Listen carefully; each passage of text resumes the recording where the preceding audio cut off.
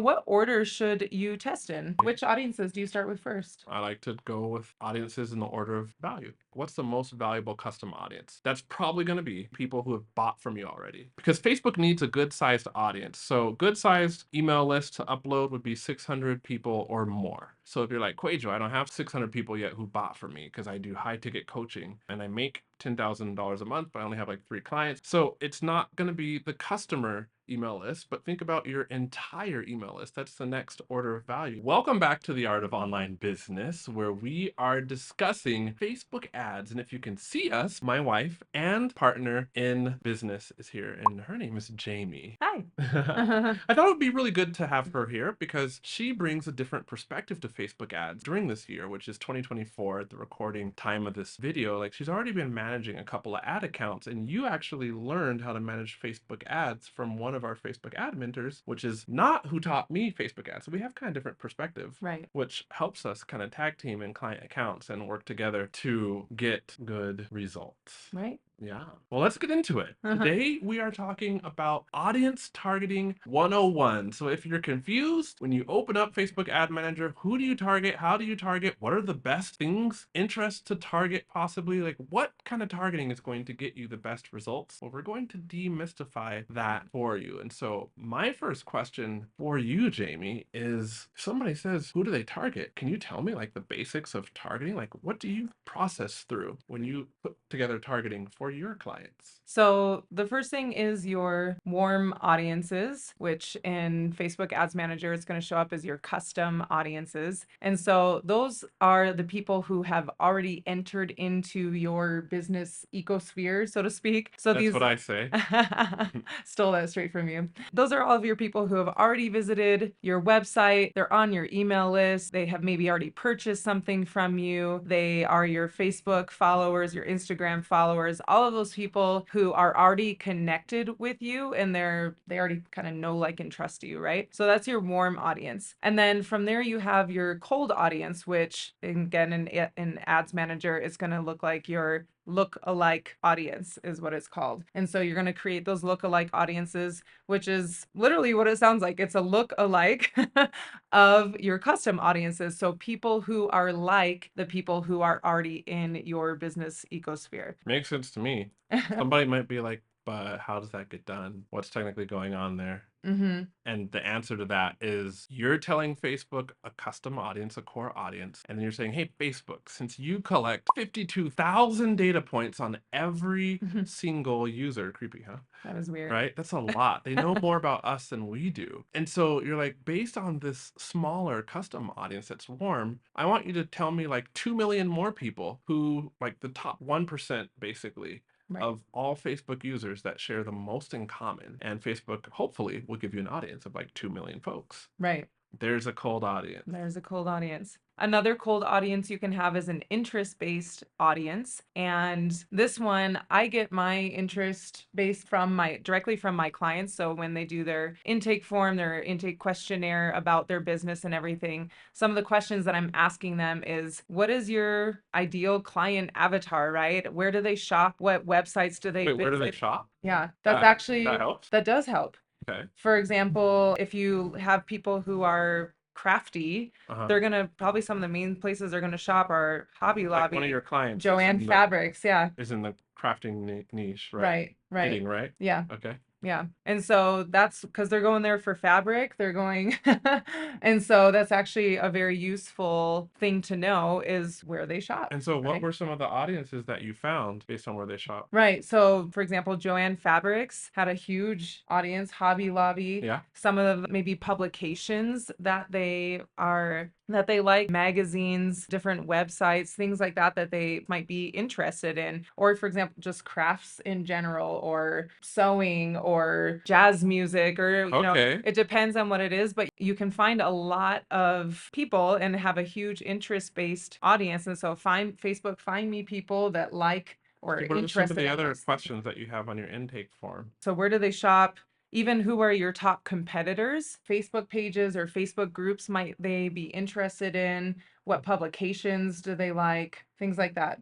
Yeah, and so what Mhm. this is you're asking yourself these questions, answering them, and then going into the detailed targeting section inside of the Meta Ad Manager, and then typing in those answers and seeing which ones are targetable, and then you note Right. those down in your spreadsheet and you target away. I think somebody listening right now would be like, well, what are the most important audiences to test first? Because there's so many different cold audiences, right? Right. Yeah, Can I go back to the interest sure. base really Yeah, of quick though? course. You gotta just look in Ads Manager though, because not everything is gonna be in there, right? But you also, as you're searching, you might find some other things that you're like, oh, I didn't know that this was in here. For example, I was surprised that like sewing machines, like Singer Corporation What? sewing machines is in Ads Seriously? Manager. Yeah. Huh. Yeah. Huh. And it had quite a large audience. And so, She happens to have 2 clients that are in the crafting sewing niche, right? And I have eh, never worked with yeah, anybody, like, remotely close to that niche, it's so you fascinating. yeah, it is. Yeah.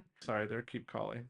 It's I'm saying they're their keep books. calling, but I don't know, it's our gatekeepers. We live in Mexico, by the way, and when It's the probably your kids' gatekeeper books. calls, we have to Answer. answer, so it could be our kid's book. Back to our interest-based audience, but not everything is going to be in Ads Manager. So some specific things that you're looking for as you type it in, it's just not going to show up. So, but you will get lots of other ideas if you search, a general topic like crafting or sewing or things like that. And then you'll get other ideas too for how to, oh, I didn't know I could target this specific interest. So, yeah. Well, since our gardener is about Mhm. to start leaf blowing outside, what was the question that you had for me? Oh, so I wanted to know what order should you test in? I Which audiences do you start with first? I like to go with audiences in the order of value.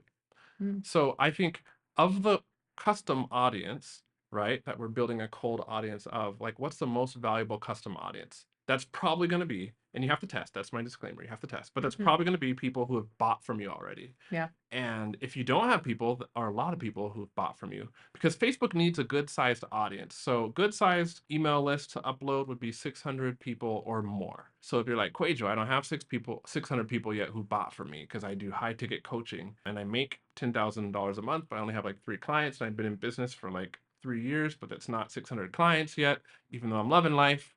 Okay, great.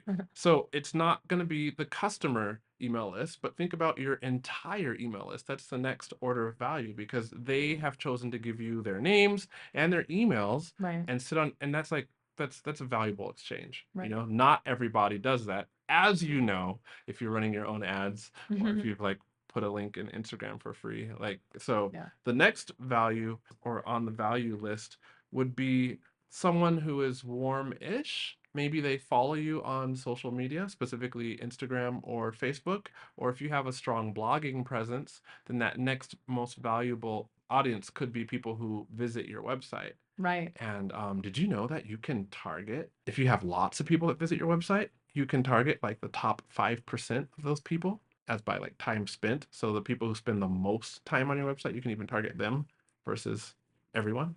Oh, Yeah.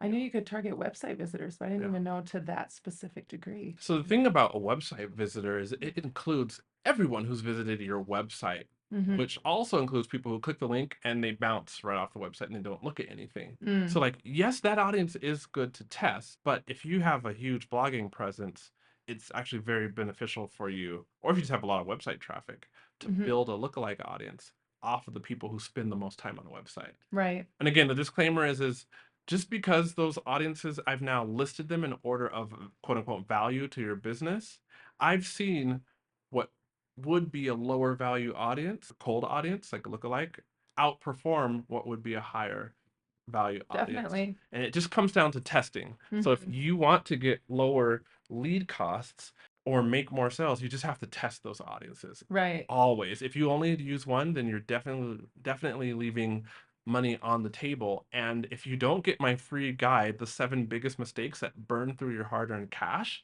in Mhm. Facebook Ad Manager, you're also leaving money off the table or throwing it off the table. So that is in the links in the description below. It's tutorials like inside of Facebook Ad Manager. I'm Mhm. showing you the mistakes and I'm showing you what to do instead of those and like screen share tutorials. So it's not fluff, it's good stuff. Right. Get down there.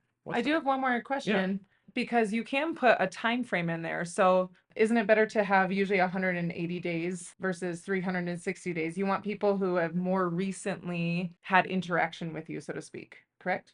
Yes, Yes. in many cases. Mm-hmm. What she's talking about is the retention of the audience. And so, like, if I choose website visitors, I think the maximum that Meta will let me do is 180 days, but you could tell it 10 days. And all that means is that audience updates dynamically. Mm-hmm. And so, if you tell it 50 days, then that audience will only ever contain people who have visited your website in the Mm-hmm. past 50 days. Right. And if you have a lookalike audience built off of that, then that lookalike will constantly be updated based on the people who have visited your website in the past 50 days. I like to do 180 days Mm-hmm. because 180 days, how many ever months that is? Like six? 6 months. 6 months. Yes, I got it right. That's people, there's still some recency there. You're in their memory. Right.